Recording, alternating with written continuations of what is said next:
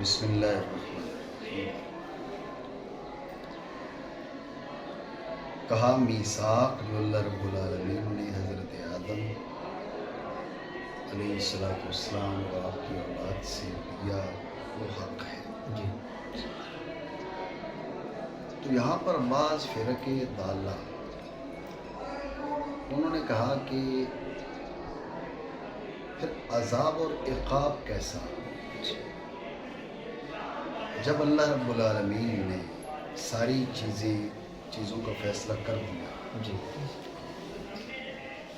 قضاء و قدر ہو چکی، جب قضاء و قدر ہو چکی تو پھر عذاب کس بارے میں، کس چیز کے بارے میں، اور ثواب کس چیز کے بارے میں؟ ٹھیک ہے۔ بعض فرق ضالہ نے یہ اعتراض کیا۔ امام طحاوی رحمہ اللہ تعالیٰ ان کا یہاں سے رد کرنا چاہ رہے ہیں۔ مختصر لفظوں میں یہ سمجھیں، امام طحاوی رحمہ اللہ تعالیٰ فرماتے ہیں کہ اللہ رب العالمین ازل میں ہی جانتا تھا، جانتا ہے کہ جنت میں کون جائیں گے، جہنم میں کون جائیں گے۔ جنتیوں کے عدد کو جانتا ہے، جہنمیوں کے عدد کو جانتا ہے۔ نہ جنتیوں کا عدد کم ہو نہ بڑھے، نہ جہنمیوں کا عدد کم ہو نہ بڑھے۔ ان کے افعال اور اعمال کو جانتا تھا، یعنی علم ازلی ہے اللہ رب العالمین کو ان چیزوں کا۔ بات پہ دھیان دینا، اس سب کا کیا ہے؟ علم ازلی ہے۔ اس سب کا علم ازلی ہے۔ جب علم ازلی ہے اللہ رب العالمین کو، آپ غور کریں، اب رب کریم نے جو تقدیر فرمائی، کتابت، قضاء، قدر، وہ علم کے موافق ہونی چاہیے، مخالف ہونی چاہیے؟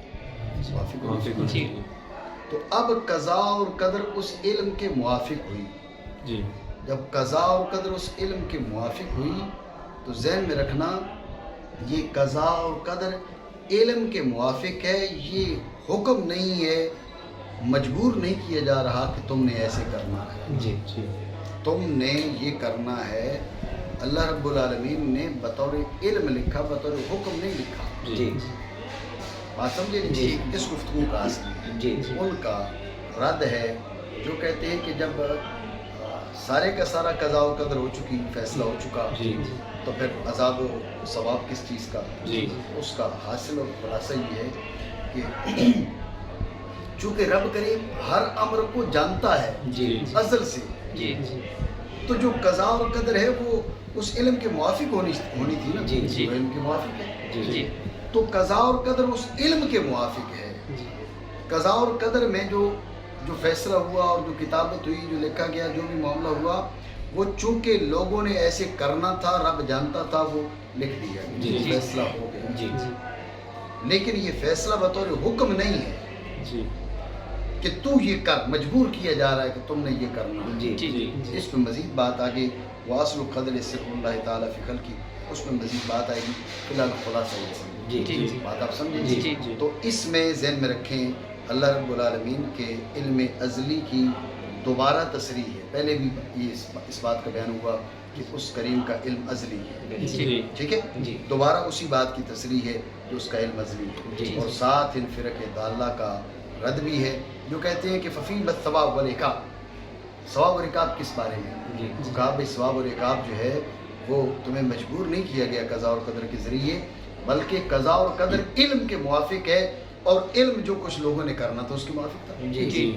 اگر معاذ اللہ علم ان کے خلاف ہو تو یہ پھر علم نہ ہو، یہ جہالت ہوئی، اور اگر قضاء اور قدر علم کے خلاف ہو، معاذ اللہ یہ بھی درست نہیں، غلط ہے، سمجھے؟ تو قضاء اور قدر علم کے موافق، علم واقع کے موافق، جس نے جو کرنا تھا رب وہ جانتا تھا، اس کے مطابق قضاء اور قدر ہے، سمجھے بات؟ تو پھر لہٰذا اب کیا کرنا چاہیے؟ ہاتھ پہ ہاتھ دھر کے بیٹھ جانا چاہیے، ہمارے بارے میں رب جو جانتا تھا وہ لکھ دیا گیا، تو لہٰذا ہمیں کچھ بھی کرنا نہیں چاہیے۔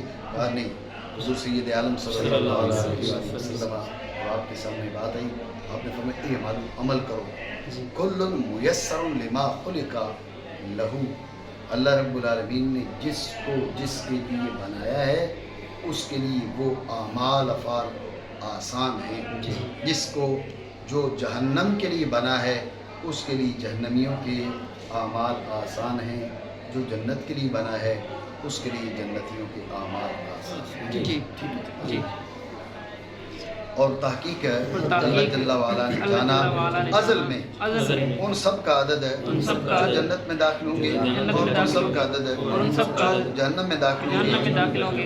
یعنی جملۃ واحدہ، وہ ایک ہی جو ہے نا، وہ ایک ہی اندازے سے، اندازہ نہیں، ایک ہی اجمالی تو اس کو نہ کہیں گے، اللہ رب العالمین تفصیلی جانتا ہے، یعنی مکمل طور پہ اللہ رب العالمین سب کو جانتا ہے۔ جو جنتیوں نے جنت میں جانا ہے جتنے لوگوں نے، اور جہنمیوں نے جہنم میں جانا ہے جتنے لوگوں نے، تو نہ بڑھے گا اس عدد میں اور نہ گھٹے گا، لیکن ان کے عدد کو بھی جانتا ہے۔ اور یوں ہی ان کے افعال جو کچھ ان کے بارے میں جانا کہ وہ کریں گے، یہ بھی اللہ رب العالمین افعال کا بھی علم ازلی ہے۔ تو پھر کیا کرنا چاہیے؟ ہاتھ پہ ہاتھ دھر کے رکھنا، بیٹھ جانا چاہیے نہیں۔ اور ہر شخص کو آسانی دی گئی ہے اس کے لیے اس کو بنایا ہے۔ سبھی بات کو اس گفتگو کا خلاصہ علم ازلی کی پہلے تصریح کی گئی، دوبارہ اس کی اصلاح اور بعض فرق ضالہ کا رد کر دیا گیا۔ اس کی مزید بات آگے کر رہے ہیں کہ والقدر واصل القدر سر اللہ تعالیٰ الآخری، وہ بات مزید وہاں کر رہے ہیں۔ یا مزید سمجھیں کہ چند مسئلے ہیں۔ ایک مسئلہ یہ ہے کہ ایمان کا اعتبار خاتمہ سے ہے یا خاتمہ سے نہیں ہے۔ دوسرا مسئلہ، نیک بخت بدبخت ہو سکتا ہے، بدبخت نیک بخت ہو سکتا ہے یا نہیں۔ تیسرا مسئلہ، ایمان میں استثناء جائز ہے یا جائز نہیں۔ یہ تینوں جو مسائل ہیں وہ اشاعرہ اور ماتریدیہ کے بیچ مختلف ہے۔ جی پہلا مسئلہ، ایمان کا اعتبار خاتمہ سے ہے۔ دیکھو، ایمان کا اعتبار خاتمہ سے ہے، اس کے دو معنی ہیں۔ ایک معنی یہ ہے کہ جو شخص جنت میں جائے گا اور جس پر خلود نار حرام ہے، وہ شخص ہے جس کا خاتمہ ایمان پر ہوا۔ ساری زندگی کفر میں کاٹی، خاتمہ ایمان پر ہو گیا تو اس کے لیے خلود نار حرام ہے۔ دخول نار ہو سکتا ہے، خلود نار حرام ہے۔ سمجھے بات؟ خلود نار نہیں ہو سکتا، اس میں کوئی جھگڑا نہیں۔ جو شخص ساری زندگی مومن رہا اور مرتے ہوئے معاذ اللہ اس سے ایمان سلب ہو گیا تو اس کے لیے دخول جنت حرام ہے، اس میں کوئی جھگڑا نہیں۔ ٹھیک ہے، تو پھر جھگڑا کس میں ہے؟ جھگڑا اس میں ہے کہ اس وقت انسان اپنے آپ کو مومن کہے یا مومن نہ کہے۔ یعنی ایمان کا اعتبار موجودہ حالت کے لحاظ سے ہے یا موجودہ حالت کے لحاظ سے نہیں۔ غور کرنا، ماتریدی کہتے ہیں ایمان کا لحاظ موجودہ حالت کے اعتبار سے، انا مؤمن، میں ایماندار۔ ٹھیک ہے، اور ایک شخص جو ایماندار نہیں ہے وہ موجودہ حالت میں کہہ سکتے ہیں انا کافر، میں کافر۔ بات سمجھو نہیں؟ جو اس وقت مومن ہے وہ اپنے آپ کو کہے میں مومن ہوں۔ جو اس وقت مومن نہیں ہے آپ اس کو کہہ سکتے ہو وہ کافر۔ بات آپ سمجھے؟ تو برخلاف کس کے؟ برخلاف اشاعرہ کے۔ اشاعرہ کہتے نہیں، ایمان کا اور کفر کا اعتبار خاتمہ سے ہے۔ مومن وہ ہے جو مرتے وقت مومن ہے، ساری زندگی کفر میں گزاری، مرتے وقت جو مومن ہے وہ مومن ہے۔ ساری زندگی ایمان میں گزاری، مرتے وقت جو کافر ہے وہ کافر ہے۔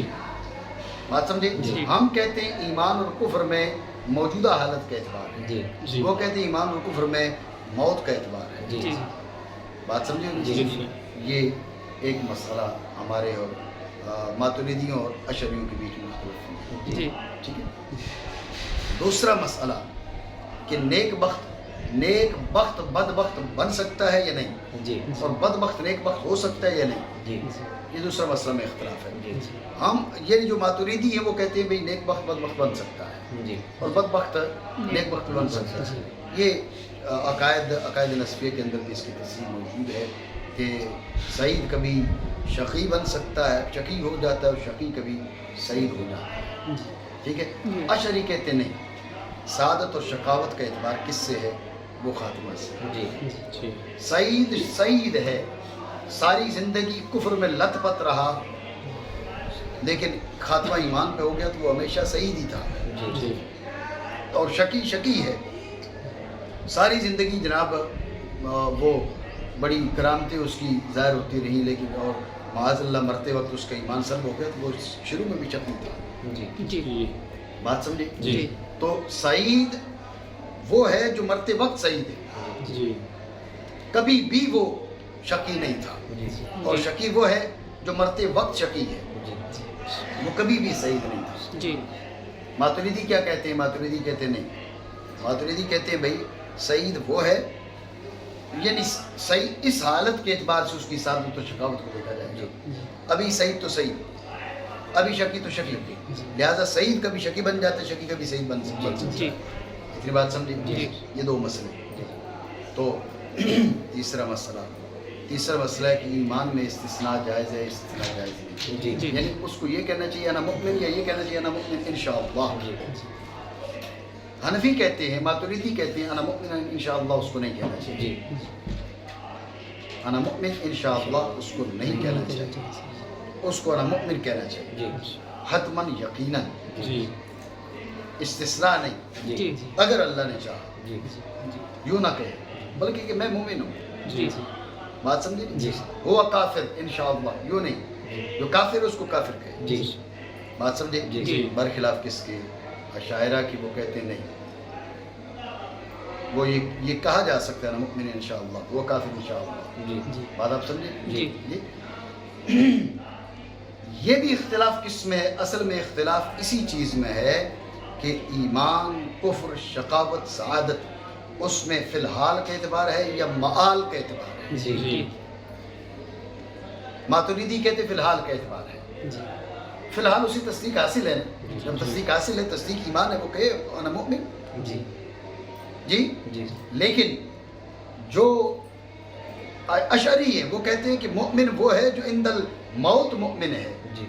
تو لہٰذا اسے کیا پتہ عند الموت مومن ہوگا یا نہیں ہوگا. لہٰذا یہ کہ انشاءاللہ میں عند الموت بھی مومن ہوں. بات سمجھے؟ اس لیے اشاعرہ کے نزدیک استثناء فی الایمان یہ ہو سکتا ہے، ماتریدی کے نزدیک نہیں ہو سکتا. یہ تین مسئلے میں نے آپ کے سامنے رکھے اختصار کے ساتھ. پہلا مسئلہ کہ ایمان اور کفر میں موجودہ حالت کے اعتبار ہے یا خاتمہ کے اعتبار ہے. اس میں کوئی جھگڑا نہیں ہے کہ جنت میں وہ جائے گا جس کا خاتمہ ایمان پہ ہوا، اور جس کا خاتمہ کفر پہ ہوا وہ جہنم میں جائے گا.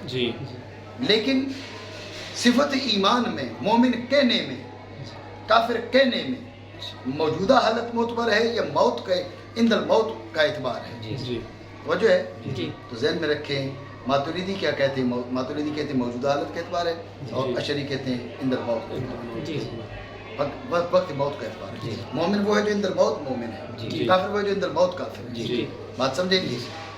دوسرا ہے شقی سعید ہو سکتا ہے، سعید شقی ہو سکتا ہے یا نہیں.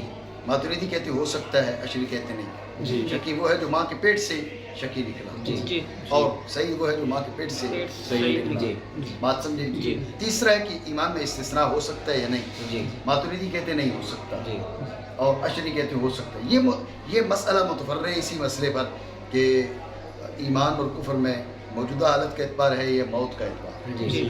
موجودہ حالت کا اعتبار ہے تو لہٰذا وہ کہہ سکتا ہے مؤمن حقاً. لیکن اگر عند الموت کا اعتبار ہے پھر اس کو یہ کہنا چاہیے انا مؤمن انشاءاللہ. اختلاف اس میں. بات سمجھیں؟ یہ تین مسئلے ہیں جس میں اشعریوں اور ماتریدیوں کا اختلاف ہے. جو گفتگو ہے امام طحاوی رحمہ اللہ تعالیٰ کی، آپ نے کہا والاعمال بالخواتیم، اعمال کا اعتبار خاتموں سے. ذہن میں رکھیں یہ ہے تو مسئلہ قریب متفق علیہ، لیکن جب اختلاف کی بات کریں تو یہ اشعریوں کی جانب جا رہا ہے. ٹھیک ہے؟ یہ اشاعرہ کی جانب میں اعلان ہے. وَسَعِيدُ مَنْ سَعِدَ بِقَضَاءِ اللَّهِ تَعَالَى، وَسَعِيدُ مَنْ سَعِدَ فی الحال نہیں، من سعد بقضاء اللہ تعالی، والشقی من شقی بقضاء اللہ تعالی. سعید وہ ہے جو قضاء الہی سے سعید ہے. تو جو قضاء الہی سے سعید ہے وہ کبھی قضاء الہی میں تبدیلی نہیں ہے. لہذا سعادت کبھی شقاوت نہیں بنتی، شقاوت کبھی سعادت نہیں بنتی. بات سمجھے؟ ٹھیک ہے. تو یہ بھی اشارہ ہے اشعریوں کے مذہب کی، اشارہ کی فکر کی. سمجھے؟ لہٰذا یہ دونوں جملے، یہ عشائرہ کی فکر کی جانب مشیر ہیں. جی یہ امام طحاوی رحمہ اللہ تعالیٰ اشعری نہیں تھے. جی آپ اشعری اور ماتریدی ان کے ظہور سے متقدم ہیں. جی ٹھیک ہے نا. جی. تو لیکن اس سے عشائرہ استدلال کرتے ہیں کہ امام طحاوی رحمہ اللہ تعالیٰ نے امام ابو حنیفہ اور صاحبین رحمہ اللہ تعالیٰ سے جو نظریات روایت کیے اس میں کہہ رہے ہیں سعید من سعید بقضاء اللہ تعالیٰ والشقی من شقی بقضاء اللہ تعالیٰ السعادۃ لا تتبدل والشقاوۃ لا تتبدل لا تتغیر.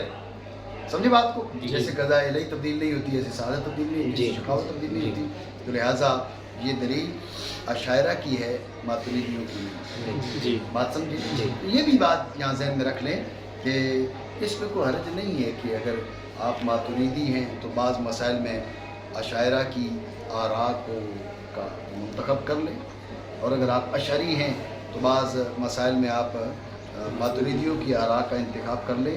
اس میں کوئی ناجائز امر نہیں ہے. جی. اس لیے کہ یہ اختلافات محض فری اختلافات، جی جی یہ اصولی اختلاف نہیں ہے. جی. یعنی اس بات میں اتفاق ہے کہ جنت میں وہی جائے گا جس کا خاتمہ ایمان پر ہے، جی اور جس کا خاتمہ معاذ اللہ کفر پہ ہے، ساری زندگی ایمان پہ بھی گزری تو جب بھی جنت میں اس کا داخلہ کیا ہے وہ حرام ہے، ہو نہیں سکتا. اس پہ اتفاق ہے. جی بات ہے کہ فی الحال اس پہ مؤمن کا اطلاق ہو سکتا ہے یا نہیں ہو سکتا. جی ماتریدی کہتے ہو سکتا ہے. جی اس معاملے میں ایمان مؤمن کے اطلاق میں ماتریدیوں کی بات میں قوت ہے، جی جان ہے.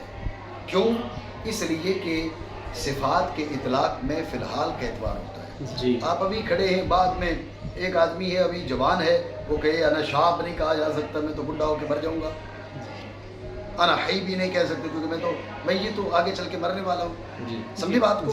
تو لہٰذا صفات کے اطلاق میں فی الحال کا اعتبار ہوتا ہے.